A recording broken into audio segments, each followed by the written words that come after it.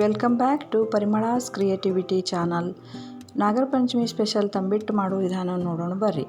ಇದಕ್ಕೆ ಬೇಕಾಗುವ ಸಾಮಗ್ರಿಗಳು: ಪುಟಾಣಿ ಹಿಟ್ಟು 1 ಬೌಲ್, 1.5 ಬೌಲ್ನಷ್ಟು ಬೆಲ್ಲ, ತುಪ್ಪ, ಕಸಕಸಿ,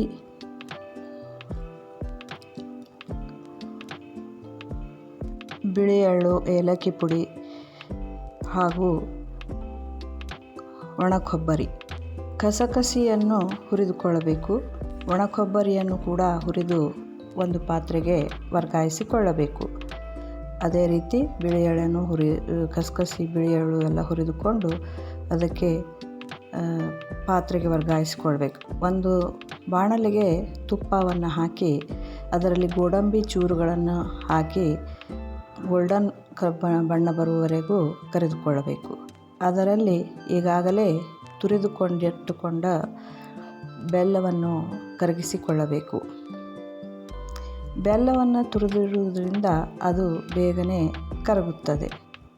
ಇನ್ನೊಂದು ಪಾತ್ರೆಗೆ ಪುಟಾಣಿ ಹಿಟ್ಟು ಅಥವಾ ಹುರಿಗಡಲೆ ಹಿಟ್ಟನ್ನು ತೆಗೆದುಕೊಳ್ಬೇಕು. ಅದಕ್ಕೆ ಏಲಕ್ಕಿ ಪುಡಿ, ಹುರಿದಿಟ್ಟುಕೊಂಡ ಕಸಕಸಿ, ಬಿಳಿ ಎಳ್ಳು, ಒಣ ಕೊಬ್ಬರಿ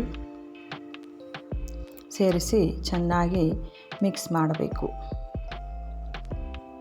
ನಂತರ ತುಪ್ಪದಲ್ಲಿ ಕರಗಿಸಿಕೊಂಡ ಬೆಲ್ಲವನ್ನು ಹಾಕಿ ಚೆನ್ನಾಗಿ ಹಿಟ್ಟನ್ನು ಕಲಿಸಿಕೊಳ್ಳಬೇಕು. ಸ್ವಲ್ಪ ಬೆಲ್ಲವು ಬಿಸಿ ಇರುವುದರಿಂದ ಮೊದಲು ಚಮಚೆಯಿಂದ ಕಲಿಸಿ ನಂತರ ಕೈಯಿಂದ ಚೆನ್ನಾಗಿ ಕಲಿಸಿಕೊಂಡು ಉಂಡೆ ಕಟ್ಟುವ ಹದಕ್ಕೆ ಸಿದ್ಧಪಡಿಸಿಕೊಳ್ಳಬೇಕು.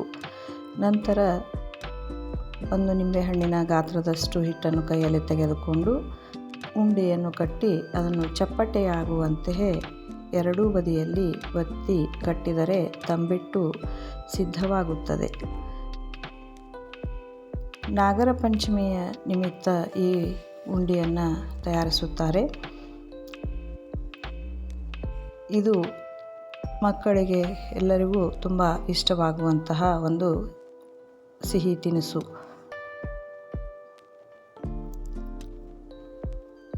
ಅರ್ಧ ಕೆಜಿ ಹಿಟ್ಟಿನಿಂದ ಸುಮಾರು 30ರಿಂದ 32 ಉಂಡೆಗಳು ಸಿದ್ಧವಾಗುತ್ತವೆ. ಇಲ್ಲಿಯವರೆಗೂ ವೀಕ್ಷಿಸಿದ್ದಕ್ಕಾಗಿ ಧನ್ಯವಾದಗಳು. ಇಷ್ಟವಾದಲ್ಲಿ ಲೈಕ್, ಶೇರ್, ಸಬ್ಸ್ಕ್ರೈಬ್ ಮಾಡಿ. Thank you.